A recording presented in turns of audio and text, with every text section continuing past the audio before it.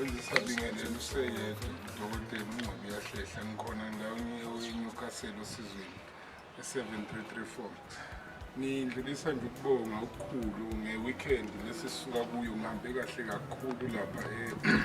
eThekwini eDurban Station nomnikelo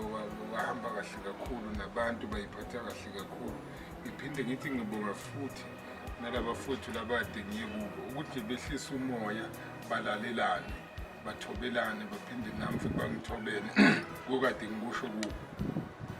Lawo futhi ngikhuluma ngabo ubahube thwasa lekhansela hayi babukele emakhaya khona into enizoyizwa abazoyikhipha nje maduzane ngekudala nekulalele niphinde futhi nabalandeli bakabahube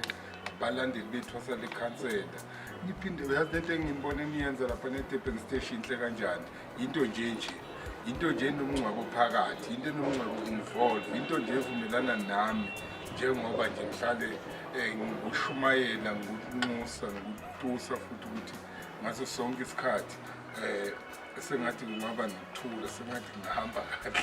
Ngiyabonga kakhulu babukele emakhaya ngiyangithanda njengoba nibuka nje nazi lezi thombe zilozehla zenyuka umsebenzi omuhle bese ngithi sengigcina Nkosi yami la eNewcastle komakhelwane bami bonke ngiyabonga kakhulu ngokungeseka nangakho konke okuhle abangenzela khona. Bese-ke ngithi-ke ngisababonga nje bese ngithi kumabutho bakithi kaZulu ubafowethu alehlanga ngehlanga sibuhlungu sonke ngokuhanjelwa Nkosi yami nomdidiyelo wamabutho ubaba Mgiliji Nhleko umndeni nonke bakithi phephisani ndani sizwe sonke sikamthaniya noMageba phephisani futhi kakhulu ngizwileke nje besho ukuthi hayi kuyobe kukhala ihawu nje kuphela kuyobe kukhala nje ihawu kuphela kuyobe kubhulwa isihlangu ngani ngoba phela umuntu ufihlwa ngale ndlela ebehamba ngayo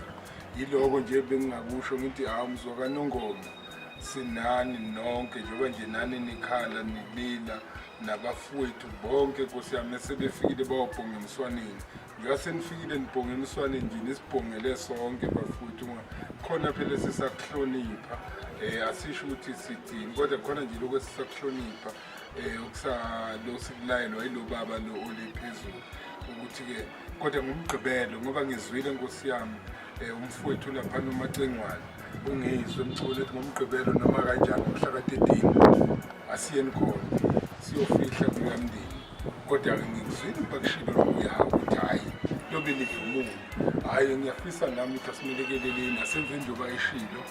sikhombiseni bafowethu ukuthi thina singabantu thina futhi siyazwelana thina futhi siyalalela. Ngiyabonga kakhulu